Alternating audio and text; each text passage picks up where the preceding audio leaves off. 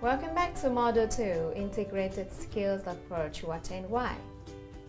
In the previous lecture, we have examined the segregated skill instruction in comparison with the integrated skill instruction to explore the advantages of integrating the skills.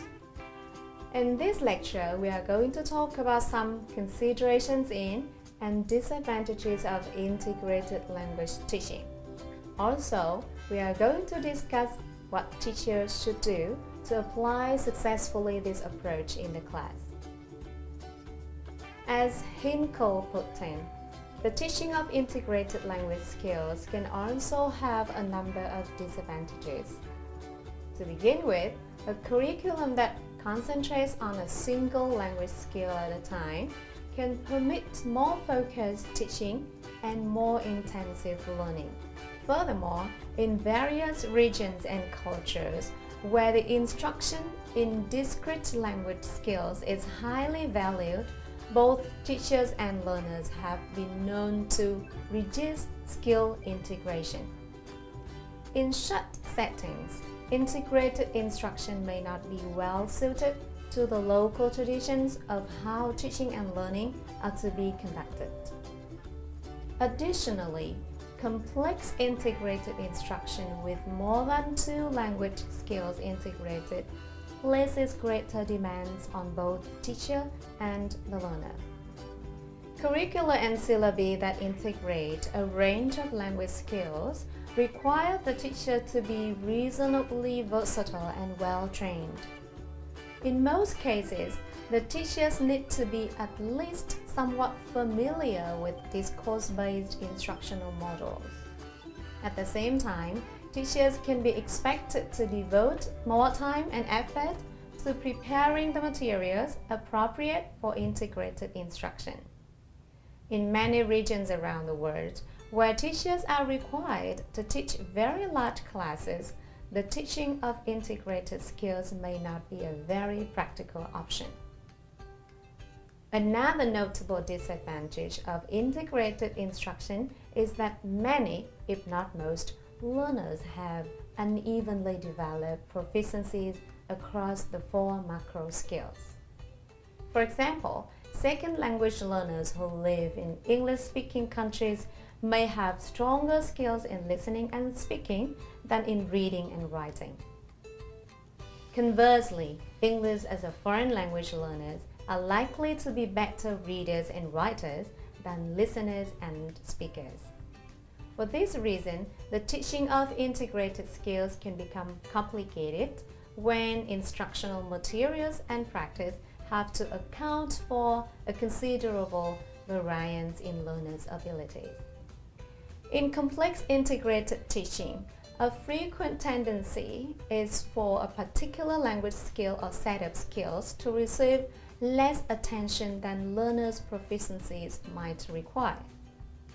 In the light of the fact that the integrated curricula concentrate primarily on purposeful communication and meaning-making, typically the teaching of grammar and vocabulary as well as accuracy in learner language production may receive less emphasis than they should. Some experts and methodological authorities also contend that integrated language teaching, with its main focus on the learning process, tends to overlook the quality of the learning product.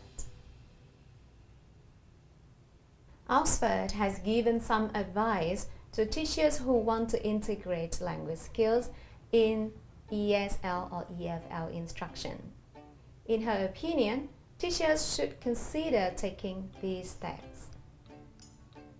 Learn more about the various ways to integrate language skills in the classroom, for example, content-based, task-based, or a combination. Reflect on their current approach and evaluate the extent to which the skills are integrated. Choose some instructional materials, textbooks, and technologies that promote the integration of listening, reading, speaking, and writing, as well as the associated skills of syntax, vocabulary, and so on. Even if a given course is labeled according to just one skill, remember that it is possible to integrate the other language skills through appropriate tasks. Teach language learning strategies and emphasize that a given strategy can often enhance performance in multiple skills. According to V03 and Arca, there is still the need for more research regarding what should be done by the teachers to integrate the skills successfully in class. From the research, it can be summarized that teachers need to familiarize themselves with the ways of integrating the language skills in ESL classroom. According to Oxford, in recent years, skills are mostly integrated under content-based language teaching, task-based learning, or by combining both. Also, they can look at their existing approach toward skills teaching in class and evaluated it.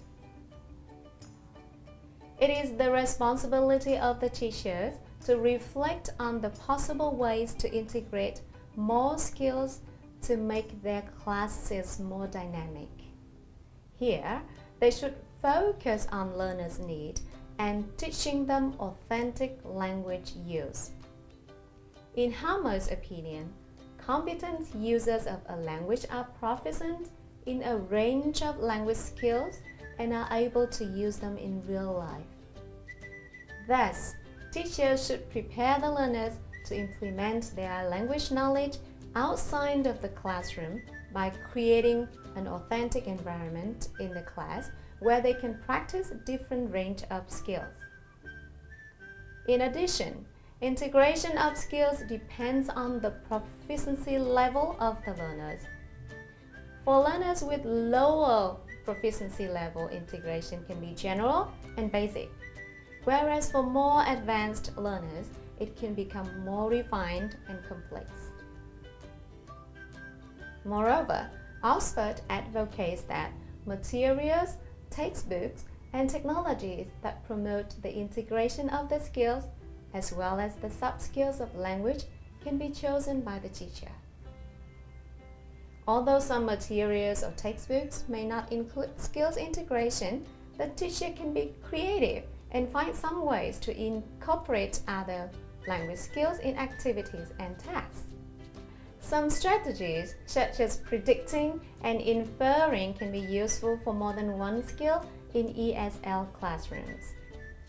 Again, Oxford suggests that the language learning strategies that enhance performance in multiple skills can be taught by the teacher.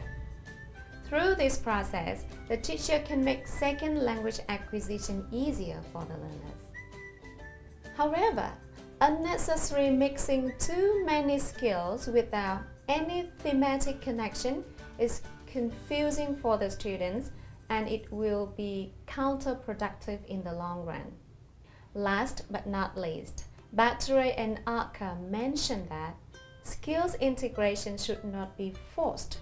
Rather, they need to follow real-life communication. Therefore, while integrating the skills, teachers should make a thematic connection among them. Also, transition from one skill to the other should be smooth. In this lecture, we have discussed the disadvantages of integrated language teaching, as well as the things teachers should do to apply successfully this approach in the class. We hope that the information we have provided is useful for you. For more information and practice, go back to read or go to discuss. Thank you for your attention.